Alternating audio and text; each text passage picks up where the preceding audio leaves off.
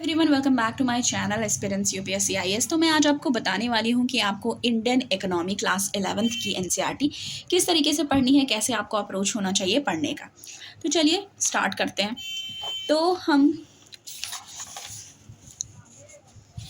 इसको स्टार्ट करते हैं। पहले आप इधर देख लीजिए, कंटेंट है, ठीक है।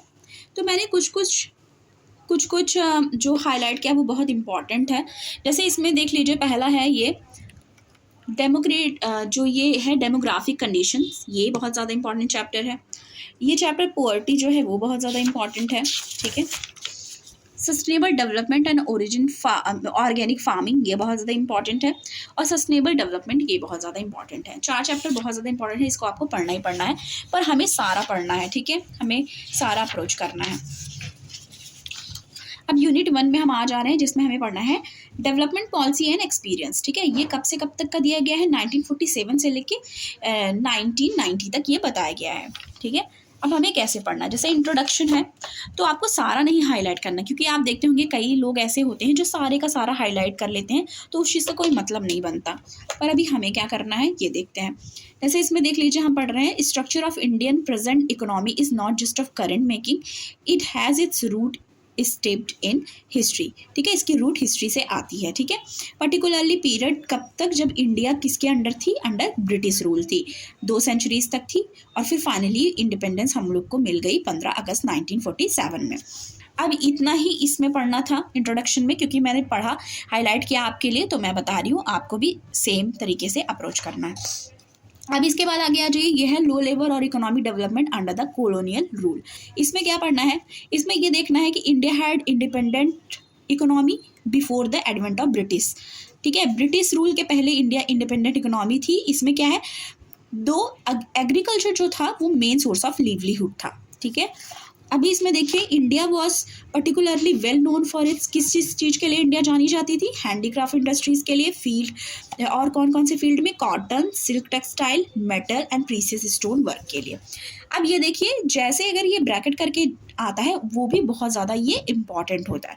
इसमें हमें क्या पढ़ना है, जैसे मसलिन है। मसलिन क्या है, एक टाइप ऑफ कॉटन टेक्सटाइल है जिसका ओरिजिन कहाँ हुआ, बंगाल में, ठीक है। पर्टिकुलरली बंगाल में हुआ, और ऐसे कौन से प्लेस में हुआ, पर्टिकुलरली अराउंड ढाका, ठीक है।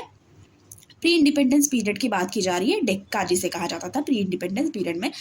फिर क्या हुआ, नाउ इस समय वो कैपिटल सिटी है बांग्लादेश की, ठीक है, ढाका। तो फाइनेस्ट वैरायटी ऑफ जो मसलिन होता था उसको मलमल कहते थे, और मलमल जो है वो शाही और मलमल खास, 2 टाइप के मलमल पाए जाते थे।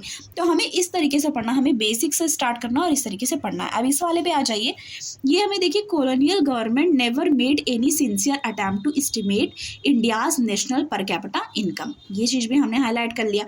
अब देखिए, अमंग नोटेबल एस्टिमेटर्स थे उनमें कौन कौन थे, दादा भाई नौरोजी थे, विलियम डिग्बी थे, फिंडले थे, वी राव थे, और RC देसाई थे, ठीक है। और जो राव हैं उनका एस्टिमेट था ड्यूरिंग जो कॉलोनियल पीरियड, उसको कंसीडर किया रहा था वेरी सिग्निफिकेंटली, ठीक है। अभी एग्रीकल्चर सेक्टर, ऐसे हेडिंग पड़ी है, देखिए एग्रीकल्चर सेक्टर। अब उसके अंदर क्या पढ़ना है, सिर्फ इंपॉर्टेंट चीज़ को ही हमें हाईलाइट करना है, जैसे हमें लास्ट मिनट पे नोट्स बनाने के लिए और इजी हो जाए और हम अच्छे से पढ़ पाए। अब पहले हम फर्स्ट राउंड जब पढ़ेंगे एनसीईआरटी बिगिनर के लिए बता रही हूँ, तो आपको पहले एक बार हाईलाइट करके पूरा पढ़ना है, फिर दोबारा जब आप पढ़ेंगे तब आपको नोट्स बनानी है।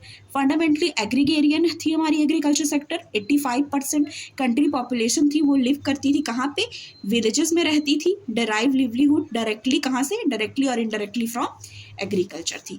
तो इस तरीके से आपको अप्रोच करना है। तो कैसा लगा आपको वीडियो, आप प्लीज़ कमेंट करके बताइएगा, और लाइक करें, शेयर करें और सब्सक्राइब करें चैनल को। Thank you.